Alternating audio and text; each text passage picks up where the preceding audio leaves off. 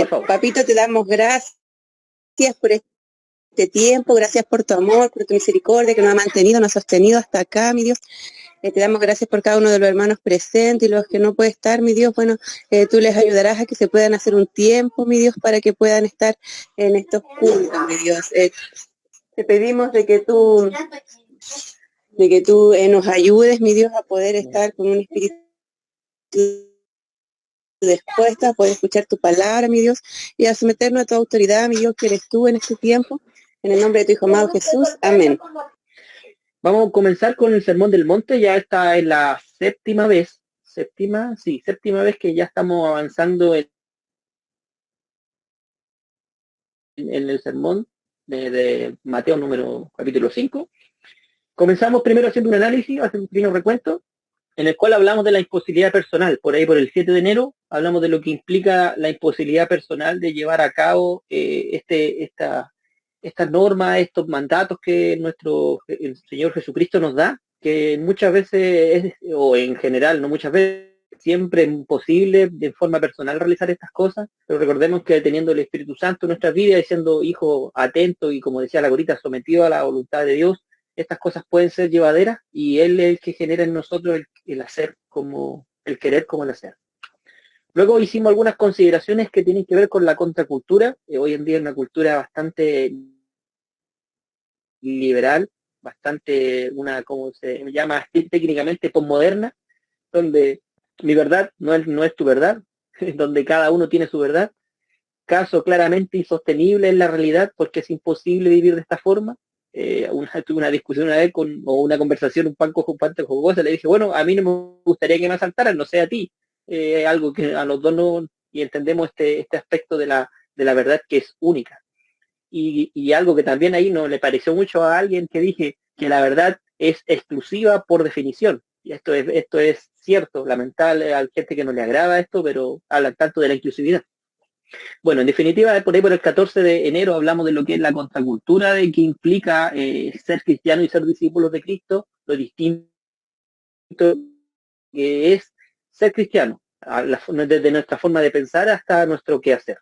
Luego comenzamos directamente con la introducción entre Mateo 5, versículo 1 y 2, donde hablamos las palabras de nuestro Señor Jesucristo, dice, y se mandó asiento, se sentó mirando hacia atrás, tomó asiento y pronunció las palabras y abrió su boca diciendo, y hablamos lo que implica realmente este sermón y que la solemnidad, la importancia que tiene para nuestras vidas, que esto trasciende a la cultura de aquel tiempo y también nos ayuda a nosotros a poder llevar una vida cristiana. Luego, ya de lleno nos avanzamos con la primera bienaventuranza, por ahí por el 11 de febrero, en el cual vimos el Mateo 5.3, que la bienaventuranza habla así. Dice, bienaventurados los pobres de espíritu, porque ellos es el reino de los cielos. Llegamos a la siguiente conclusión. ¿Cuál es la felicidad de que es consciente de su propia y total indefensión y ha puesto toda su confianza en Dios? Porque sólo así puede rendir a Dios aquella perfecta obediencia que le hará ciudadano del reino de los cielos. Vimos esta interpretación en base a un análisis de la gramática, un análisis también que tiene que ver con el contexto de lo que implica ser pobre en espíritu y la palabra misma del reino de los cielos. Luego en la segunda bienaventuranza, Mateo 5.4, que por ahí por el 18 de febrero vimos, bienaventurados los que lloran, porque ellos recibirán consolación. Y logramos la siguiente interpretación. ¿Cuál es la felicidad de la persona que tiene el corazón destrozado ante el sufrimiento del mundo y por su propio pecado? Porque en su dolor encontrará el gozo del Señor. Aquí vimos lo que implicaba el verdadero dolor. También observamos que tiene que ver con el arrepentimiento de verdad, no un arrepentimiento de acciones que tienen que ver con superficialidades, de un arrepentimiento que provoca el Espíritu Santo, que hace que de verdad nos duela pecar, y esto provoca que haya un cambio interno en nosotros. Más que un cambio externo que es parte de una disciplina como hijo de Dios, es un cambio de verdad. Luego en la tercera bienaventuranza, en Mateo 5.5, revisamos por ahí por el 25 de febrero, bienaventurados los mansos, porque ellos recibirán la tierra por heredad. Hicimos también una revisión gramatical de esto y una revisión también con respecto a la cultura de aquel tiempo. Y la interpretación que logramos llegar es A. ¿Cuál es la felicidad? Del que se indigna siempre a su debido tiempo y por las causas debidas, y no al contrario, y que tiene bajo control porque él mismo está bajo control de Dios. Todo instinto, impulso y pasión que tiene la humildad de reconocer su propia ignorancia y debilidad, porque tal persona es soberana entre los seres humanos. Logramos ver qué implica la verdadera humildad, que es el énfasis principal o esencial de esta bienaventuranza, que tiene que ver con la humildad de corazón, de comprender, de ser personas dóciles, enseñables, de poder entender las palabras de Dios, porque es la única forma de poder abrir nuestros corazones y nuestras mentes a las enseñanzas de la palabra de Dios, que muchas veces, que ya lo hablamos anteriormente, no son agradables al oído, para nada. Hay cosas que son muy confrontadoras. He escuchado comentarios una vez de un sermón de alguien que me mencionó, me dijo, oye, qué desagradable el predicador. Me dijeron. Y yo personalmente, escuchando lo que dijo el predicador, dijo puras verdades que tienen que ver con aspectos morales, con aspectos de acciones y distintas cosas, pero ahí entendemos que la palabra de Dios es un espejo. Hay un predicador que muchos otros o ustedes pueden conocer, que es Sujé Michelet, y él habla con respecto a que la palabra de Dios es un espejo para nuestras vidas.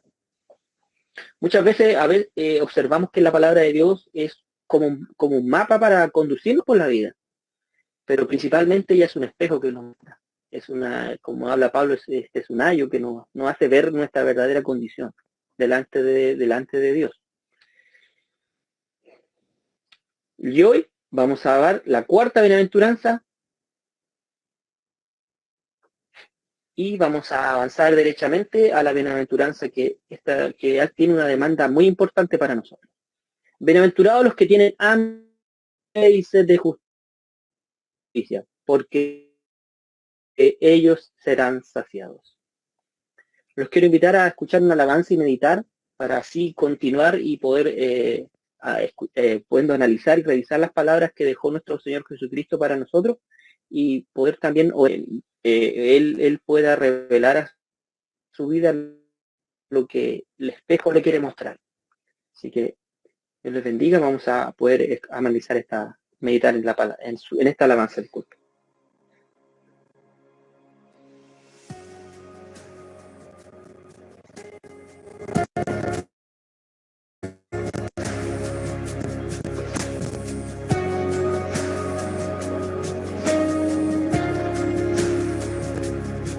Y consuelo para el corazón que llora,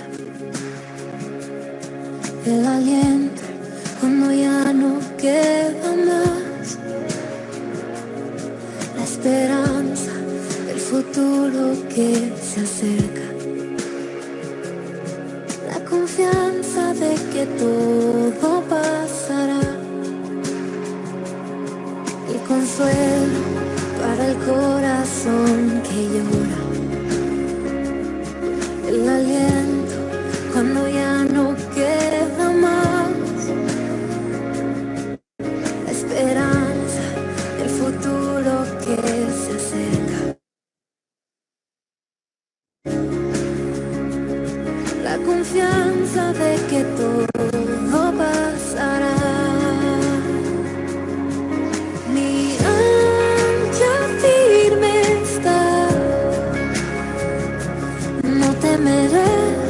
Sé que tú conmigo estás, me aferro a tu bondad y en el dolor me recuerdas la verdad, tu amor a mí me sostendrá.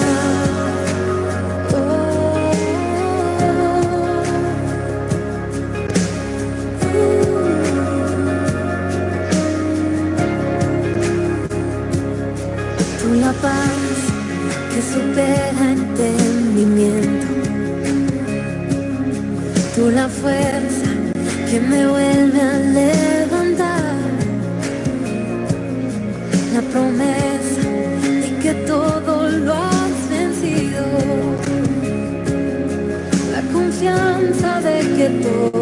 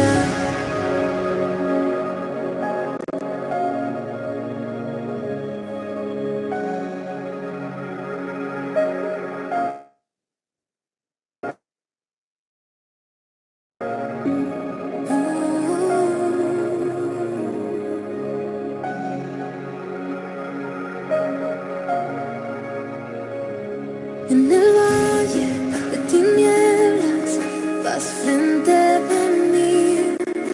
Hoy camino en la tormenta mirándote a ti. En el valle de tinieblas vas frente de mí. Hoy camino en la tormenta mirándote a ti. En el valle de tinieblas vas frente de mí. Hoy camino en la tormenta mirándote a ti. En el valle de tinieblas vas frente de mí, mirándote a ti. Jesús, mi ancla firme está. No temeré, sé que tú conmigo estás. Me aferro a tu verdad y en el dolor me recuerdas la verdad. Tu amor a mí me sostendrá. Tu amor, dame tu amor. Tu amor a mí me sostendrá. Tu amor a mí me sostendrá.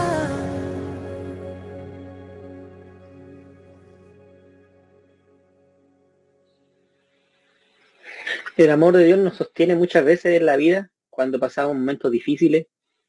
Eso cada uno de nosotros lo hemos podido comprobar a medida que pasan los años y situaciones difíciles. Bueno, vamos a comenzar y vamos a ver primeramente, bienaventurados los que tienen hambre y sed de justicia, porque ellos serán saciados. Este relato tiene un paralelo, a diferencia de las dos últimas bienaventuranzas. Esta tiene un paralelo en Lucas 6:21, la parte A del versículo. Pero esta diferencia que se encuentra en el Lucas, que dice, bienaventurados los que ahora tenéis hambre, porque seréis saciados, hace una referencia directa a la intención del escritor y cuál es el lugar a la cual él quiere describir. Por eso que hay algunas diferencias con respecto a esto, principalmente para comprender de forma más adecuada estas diferencias. Vamos a comenzar introduciendo el tema. Las palabras no tienen una existencia aislada. Existen sobre un trasfondo de la experiencia y del pensamiento. Y el significado de cualquier palabra está condicionado al trasfondo de las personas que las pronuncian.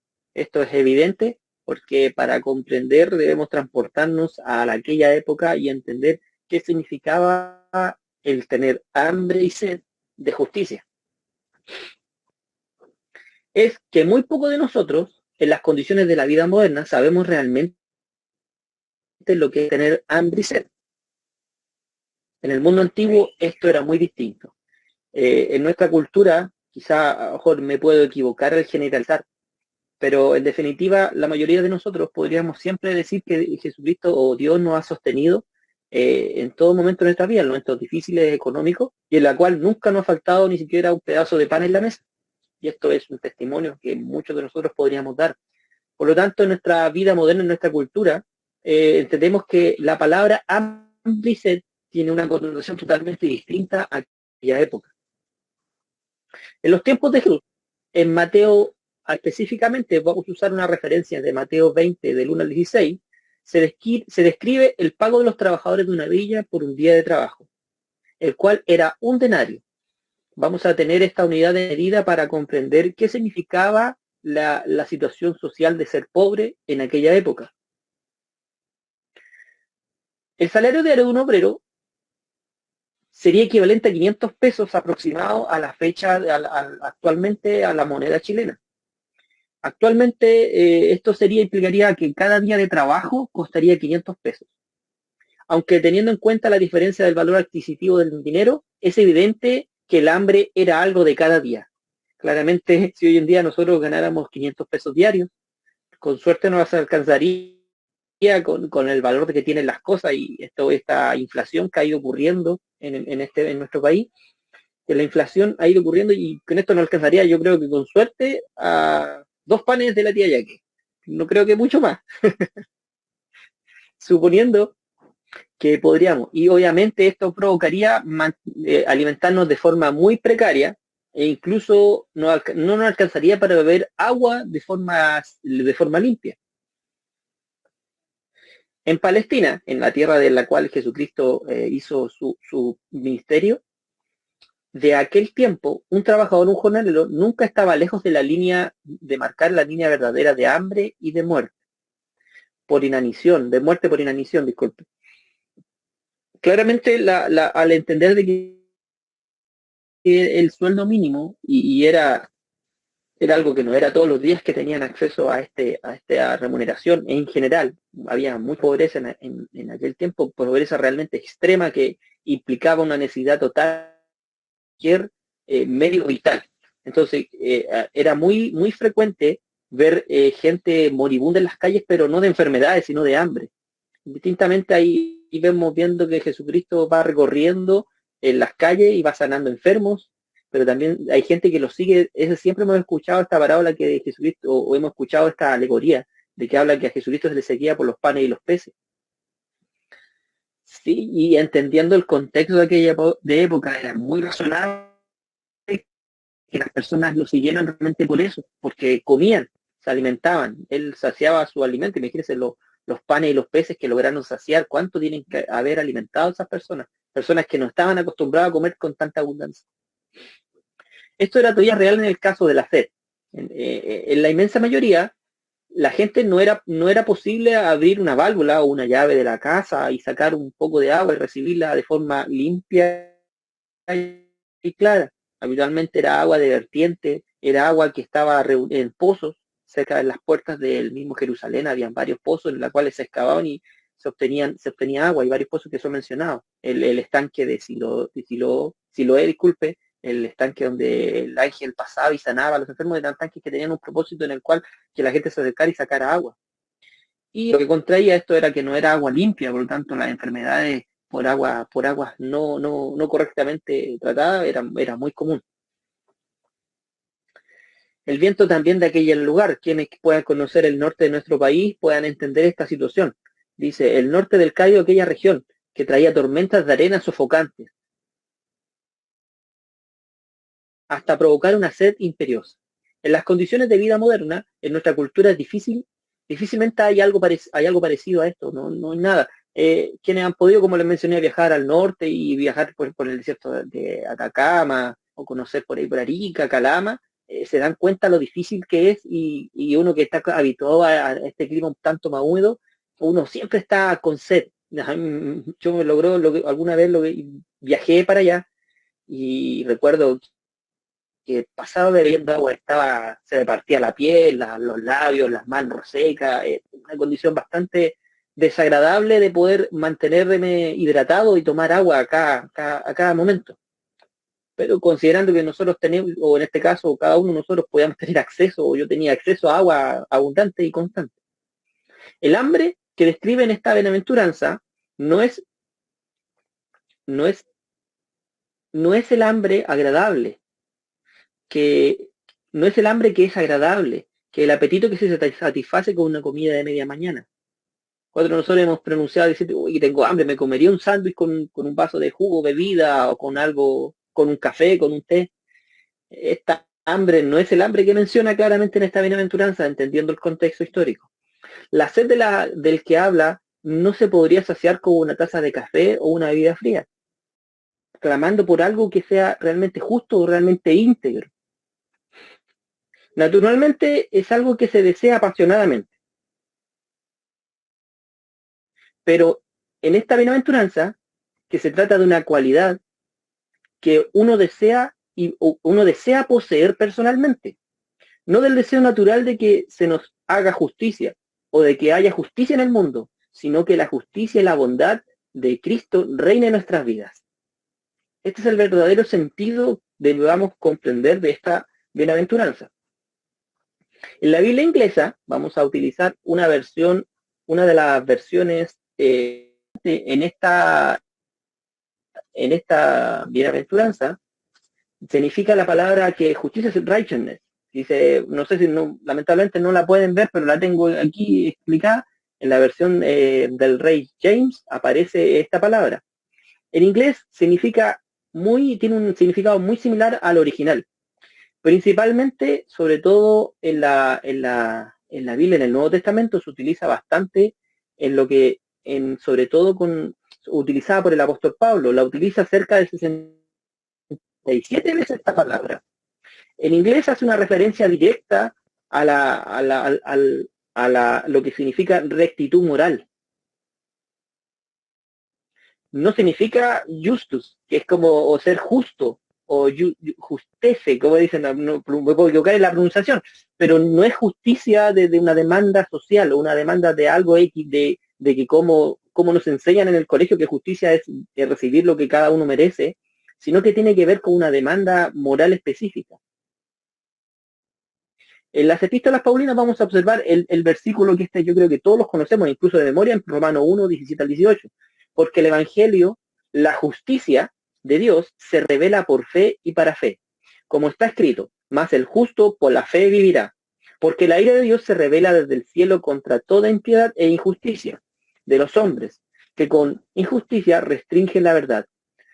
Aquí vemos la utilización de 4 veces esta palabra, pero no está haciendo alusión a la palabra justicia como la entendemos socialmente, sino más bien a la palabra integridad o rectitud moral. Porque el Evangelio, la rectitud moral de Dios, se revela por fe y para fe. Más el íntegro, por la fe vivirá. Porque la ira de Dios se revela desde el cielo contra toda impiedad e falta de moralidad o falta de integridad de los hombres, porque la falta de moralidad de los hombres restringe la verdad. Aquí entendemos que la palabra en su significado original nos da a entender cuál es el sentido correcto. Pablo utiliza mucho esta palabra, por lo tanto hay que comprenderla de un punto de vista más sistemático que tiene que ver con algo transversal. La bienaventuranza contiene realmente una pregunta y un desafío con respecto a la justicia, la bondad o la integridad. Nos menciona 3 aspectos importantes o preguntas que nos muestran el espejo que puede haber en nuestras vidas. ¿Hasta qué punto se requiere la justicia, la bondad o la integridad? ¿Hasta qué punto la queremos nosotros? ¿Se quiere tanto como un hambriento la comida o el agua el que está muriendo de sed? ¿Hasta qué punto es intenso nuestro deseo de justicia o bondad e integridad? Aquí vemos esas 3 preguntas que nos desafían a comprender y nos desafían a ver ese espejo que presenta esta bienaventuranza a cada uno de nosotros. Muchas veces se pone un deseo instintivo de justicia, bondad o integridad, pero ese deseo muchas veces es imaginario y nebuloso, más bien que un deseo agudo o intenso. Y cuando llega el momento de las decisiones, en el cual tenemos que tomar decisiones íntegras, justas o bondadosas, no estamos preparados para hacer ese esfuerzo y el sacrificio que demanda la integridad real.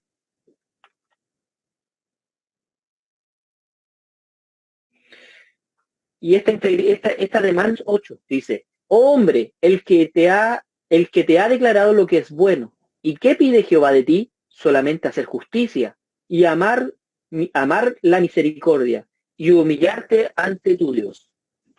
Aquí vemos esa demanda que hace Dios de nosotros con respecto a la justicia, con respecto a la integridad como que debemos tener. Pero no solo la bienaventuranza es la más exigente, es también la más consoladora. En este sentido, de que la persona que es bienaventurada no lo es necesariamente por alcanzar esta bondad, sino la que anhela con todo su ser. Vemos el consuelo de poder comprender correctamente esta bienaventuranza, pero como un anhelo personal o un anhelo de poder querer algo hasta el momento de poder anhelarlo de tal forma que si no, podríamos morir de sed o morir de inanición. Un segundito, vamos, aquí volvió el internet, vamos a proyectar. Si la bendición viniera solamente a las personas que alcanzan sus objetivos, entonces nadie sería bendito. Pero la bendición alcanza a las personas que, a pesar del fallo y fracasos, todavía aspiran a un apasionado amor a lo más alto. Entonces es importante comprenderlo porque muchas veces queremos alcanzar metas o queremos ser saciados de algo, en este caso una necesidad como el hambre y la sed, pero vamos a llevarlo al plano de objetivos personales, en el cual creemos que eso va a saciar nuestra vida. He escuchado frases como que mi familia es la que sacia mi vida, pero realmente el único que sacia nuestros corazones, y eso lo entendemos quizás de forma muy teórica, es nuestro Dios. Esto a veces se expresa de mejor forma cuando estamos pasando momentos difíciles, cuando necesitamos de Él y Él llena nuestros corazones. Hay en música, cuando algunas personas tienen falta de talento por condiciones naturales, porque no poseen el talento para poder llevar a cabo esta habilidad musical, se dice que, por ejemplo, hay un músico que es H.G. Wells, dice, uno puede ser un mal músico, pero ser apasionado y enamorado de la música. Tenemos que transportarlo esto a la pasión por la integridad, el deseo y la sed de poder ser íntegros delante de nuestro Dios. David siempre quería construir el templo de Dios. Nunca logró su deseo. Se le negó y se le prohibió por Dios. Pero él les dijo, pero el Señor dijo a mi padre, David, esto diciéndoselo al rey Salomón, por cuanto tuviste en tu corazón edificar casa a mi nombre, bien hiciste en desearlo en tu corazón. En su misericordia, Dios nos juzga no solamente por nuestros logros, por nuestros anhelos y deseos que podemos alcanzar, o por nuestras acciones, sino también por nuestros deseos. Aquí en esta bienaventuranza podemos observar que el desear ser íntegro, el desearlo y quizás humanamente difícil de alcanzar, es también visto por delante de los ojos de Dios. Aunque nunca se alcance esta rectitud, porque estamos constantemente en un proceso de santificación, es hambre y sed de esta rectitud, de esta justicia, de esta bondad, de esta integridad, no estarás excluido de la bendición. Había otro detalle en la bienaventuranza que aparece claramente en el original. Vamos a revisar un análisis que tiene que ver con la gramática y con el léxico de esta bienaventuranza, para comprender el punto final y para poder concluir con esto. A ver, y aquí me voy a ir despacio porque es un poquito más complejo. En la palabra en español, la palabra hambre y sed son sustantivos, ¿cierto? Pero en las reglas gramaticales del griego, estas son verbos, conjugados como verbos en genitivo. Acciones del hombre hacia el hombre. Los verbos en genitivo en el original son acciones que genera el hombre hacia el hombre. Tener hambre y sed, una acción del hombre hacia el hombre. En específico, en la forma genitiva, en específico, de forma genérica, son verbos en genitivo partitivo. En específico, gramaticalmente en esta bienaventuranza, porque indican que se tiene hambre y sed de una parte de aquello. Hasta ahí espero que vamos comprendiendo y vamos a ir desarrollando esta idea del análisis gramatical. Cuando se dice en griego, como en español, tengo hambre de pan o tengo sed de agua, ya se supone que uno no quiere todo el pan o todo el agua que exista, sino quiere una parte de ella. Ciertamente cuando nosotros tenemos hambre y decimos, oye, tengo sed, llegué con hambre, claro, me comería una olla en forma figurativa, o me tomaría todo ese jarro con agua, uno generalmente toma lo que realmente necesita, y más allá ya no puede, ni siquiera físicamente podría comer más. Pero en esta bienaventuranza en particular, la palabra justicia está en la conjugación acusativo directo y no en genitivo. Las palabras sed, hambre y sed están en genitivo, pero el infinido partitivo, que es la definición gramatical de esas dos palabras, pero la palabra justicia está en un acusativo directo. Y ahora lo vamos a ver. ¿Qué significa acusativo directo? Cuando un verbo en griego se utiliza en acusativo, en vez de genitivo, se hace la solicitud de todo, de lo que está mencionando. Y aquí observamos que lo que está esa relación de la palabra hambre y sed de justicia. Cuando se dice esto, yo estoy diciendo que tengo necesidad completa y total de la justicia, no de una parte de ella.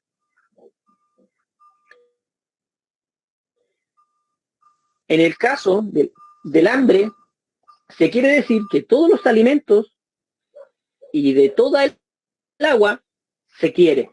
O sea, todo lo que nosotros, de que todo lo que está ahí, hambre y sed, se quiere, todo se entiende. Podríamos llegar a la siguiente conclusión, antes de poder terminar. Bendito los que tienen hambre y sed verdadera y total de la integridad. Por ejemplo, un hombre puede que sea bueno en el sentido de que, porque mucho se le buscara, no se le podrá encontrar ninguna falta moral. Ciertamente, pues nosotros moralmente y en nuestras vidas podríamos ser moralmente no reprochables. Podríamos ser de una conducta correcta. O sea, nosotros estamos anhelando y queriendo y estamos logrando obtener una parte de esta integridad. Su honradez y respetabilidad están afuera y están fuera de duda, pero tal vez sería la clase de persona a la que uno no acudiría para desahogarle algo muy íntimo. Aquí vemos un aspecto que es bastante particular de la integridad total que nos demanda nuestro Dios. Hay una clase de integridad que suele ir acompañada de dureza, de intolerancia o falta de simpatía. Esa integridad no es más que la parcial. Muchas veces podemos ser íntegros completamente o ser íntegros por fuera, ser íntegros como personas, acudir a hacer las cosas bien, correctas, ser honrados, acudir a la palabra de Dios y poder hacer todo nuestro esfuerzo para llegar y lograr hacer esta palabra. Pero cuando esta integridad va acompañada de una dureza, de una intolerancia, de algo que no, y algo de que no se tiene empatía por el prójimo, es simplemente imparcial, es solo una integridad plena, aunque suene una contradicción. Esta bienaventuranza nos dice que no hay que conformarse con una bondad parcial. Bendita la persona que tiene hambre desesperada y sed ardiente de la bondad que es total. Ni una fría impecabilidad, ni una sensibilidad basta, ni una sensibilidad, amabilidad, ni una sensiblera amabilidad basta. Y vamos a ver la aplicación directa para nuestra vida de esta bienaventuranza. ¿Cuán es la felicidad del que anhela una total integridad, como hacía el que está muriendo de hambre por falta de alimento y agua? Porque tal persona alcanzará una completa satisfacción en Cristo. Aquí vemos que la integridad, que la bondad y la justicia que nosotros debemos desear y anhelar es como carecer de alimento, carecer de agua. Y que debe ser total, no debe ser parcial ni demostrarse superficialmente. Tal persona logrará alcanzar a través del Espíritu Santo en cada uno de nosotros esta satisfacción en Cristo Jesús, esto que llena el alma. Vamos a observar y volver al Salmo 42 para poder concluir entre los versículos 1 y 2. Como el ciervo anhela las corrientes de las aguas, así suspira por ti, oh Dios, el alma mía. Mi alma tiene sed de Dios, el Dios viviente. ¿Cuándo vendré y me presentaré delante de Dios? Mis lágrimas han sido mi alimento, de día y de noche, mientras me dicen todo el día, ¿dónde está tu Dios? Este salmo plasma muy bien lo que quiere decir esta bienaventuranza con respecto a nosotros. Deseando que esta palabra de Dios haya sido un reflejo para cada uno de ustedes y Dios permita que pueda esta semilla caer en buena tierra y poder crecer y dar fruto conforme al crecimiento que da el Espíritu Santo. Los quiero invitar a orar para Amén. poder concluir. Gracias, Padre, porque tú nos alientas, muestras a nuestras vidas que lo que realmente deseas de nosotros, que deseas una total y completo, que deseemos esta integridad. Padre, perdónanos, Padre, porque muchas veces podemos ser impecables por fuera, pero también ser fríos o ser indiferentes. Señor, clamamos a ti para que tú pongas en nuestra vida el corazón, el deseo de esta integridad total y que estemos siempre delante de ti pensando de que tú vas a consolar nuestras vidas. Tú ser el que los llena. No hay nada, ninguna sed, ninguna hambre en este mundo que va a llenar, ni las posesiones materiales, ni los objetivos personales van a lograr saciar esta sed o saciar esta hambre. Clamamos a ti para que tú nos llenes nuestras vidas y tú seas el que sea fortaleciéndonos día a día. Te alabamos y te glorificamos. En el nombre de Jesús. Amén.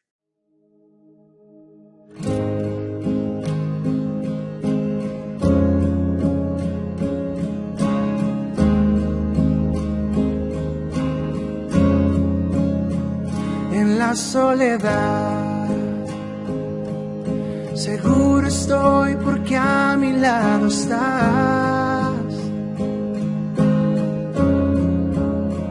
En la confusión,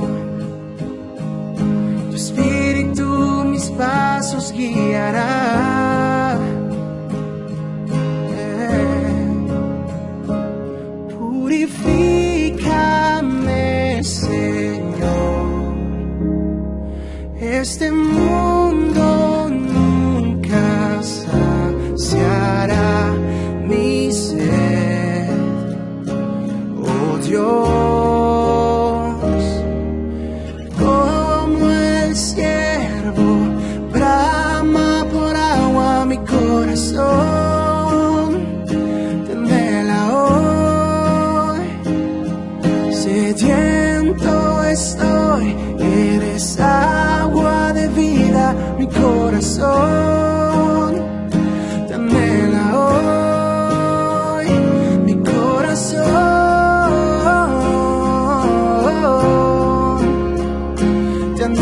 Dios, mi corazón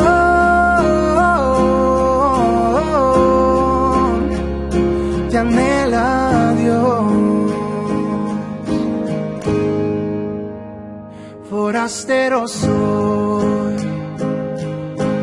porque sé que este no es mi hogar. Tu palabra es lluvia en el desierto de mi ser. Oh, de mi lléname, Señor. Tu presencia inunda todo mi interior. Oh, Dios.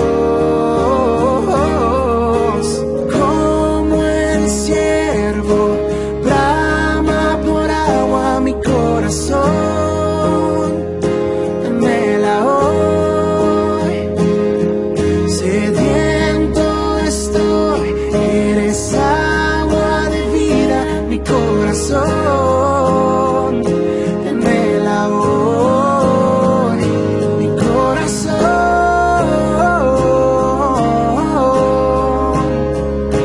anhela Dios.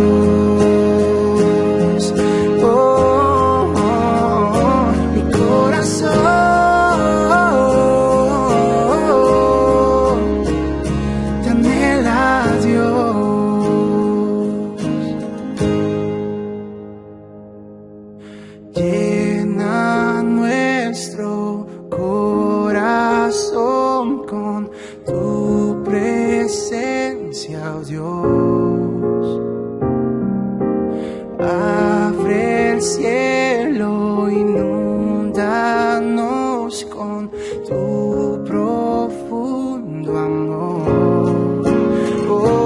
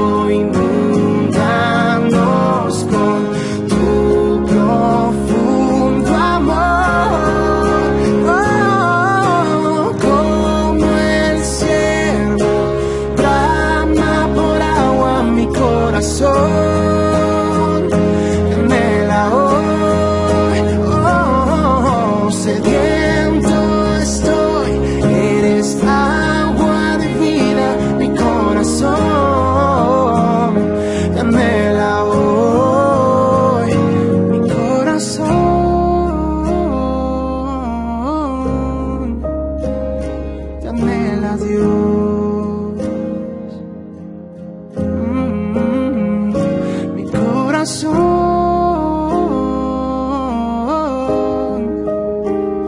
te ha anhelado.